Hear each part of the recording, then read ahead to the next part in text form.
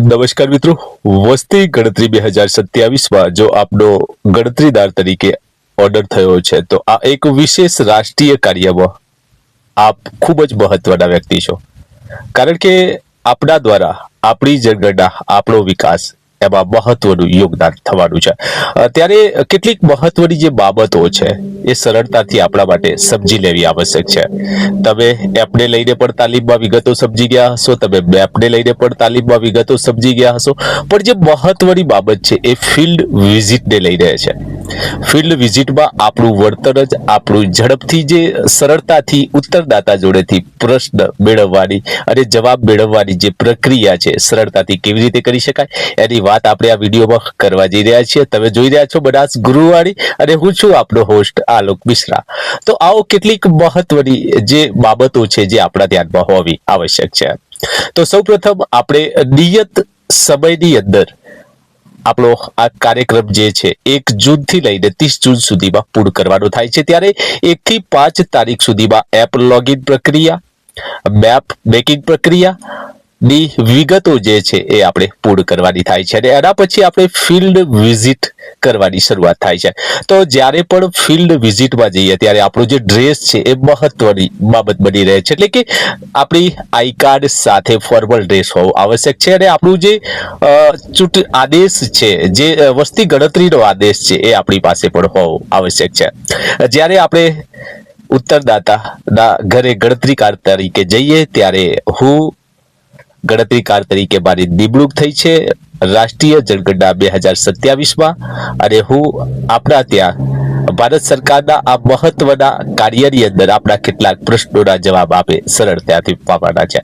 અને જે પ્રશ્નો છે એના કોઈ ડોક્યુમેન્ટ આપણી પાસેથી લેવાના નથી, એટલે કે જે ઉત્તરદાતા છે એમને આપણે વિશ્વાસ અપાવવાનો રહે છે. બીજું કે જ્યારે પણ કોઈ ઉત્તરદાતા આપણી પાસેથી આઈ કાર્ડ માંગે ત્યારે આપણે એ આઈ કાર્ડ એમને ચોક્કસથી બતાવવાનું રહેશે. આપણો જે આદેશ છે એ પણ બતાવવાનો રહેશે અને સાથોસાથ જે જનગણના કીટ આપણને મળે છે, કીટની અંદર આપણે ઘણી બધી જે કીટો છે, કીટોની અંદર તમામ વસ્તુઓ પણ આપણને મળવા પાત્ર થાય છે. અને આ એવી પહેલી જનગણના છે જે બિલકુલ ડિજિટલ છે, એટલે કે મોબાઈલ એપ HLO ની અંદર વિગતો ટીક માર્ક કરવાની થાય છે. બીજું કે ઘણી બધી જગ્યાએ જ્યારે આપણે ડોરબેલ ખખડાવીએ અથવા તો દરવાજાને ટોક કરીએ એટલે સામેથી દરવાજો ખુલે અને દાપણ ખુલે ત્યારે આપણે જે પ્રોસેસ છે એ બિલકુલ ગભરાયા વિના શાંતિથી સરળતાથી કરવાની છે.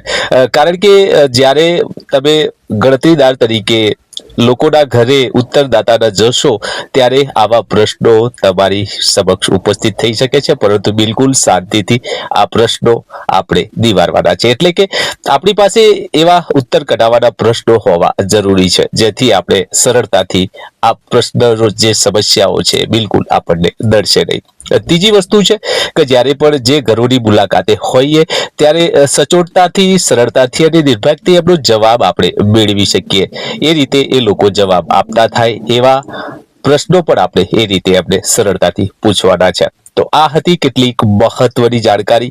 જ્યારે તમે ગણતરીદાર તરીકે ઉત્તરદાતાના ઘરે જાઓ અને એમના જોડેથી પ્રશ્નોના જવાબો મેળવવાની જે રીત છે અને નજનું વિજ્ઞાન કહેવામાં આવે છે અને નજના વિજ્ઞાનની તાલીમ પણ આપણને મળી ચૂકી છે. ત્યારે આવો આ રાષ્ટ્રીય જનગણના 2027માં જોડાઈએ ગણતરીદાર તરીકે. આપણી રાષ્ટ્રીય જનગણના, આપણો વિકાસ અને સાથોસાથ જે ભારત દેશના ભવિષ્યની નીતિઓ તૈયાર કરવાની છે એમાં આપણે જનગણના કરીને આ HLB ફેઝ 1નું કામ પૂર્ણ કરીને આપણું ચોક્કસ જે પરફોર્મન્સ છે 100% આપીએ અને એક સારા ગણતરીદાર તરીકે આપણી નામના કેળવીએ. આભાર. જય હિન્દ, જય ભારત, વંદે માતરમ. કોઈ પ્રશ્ન હોય તો જરૂરથી મારા કોમેન્ટ બોક્સમાં કરવા વિનંતી છે. આપણા માટે લાવતા રહીશું વસ્તી ગણતરી લઈને મહત્વની update only on Banas Guruvani.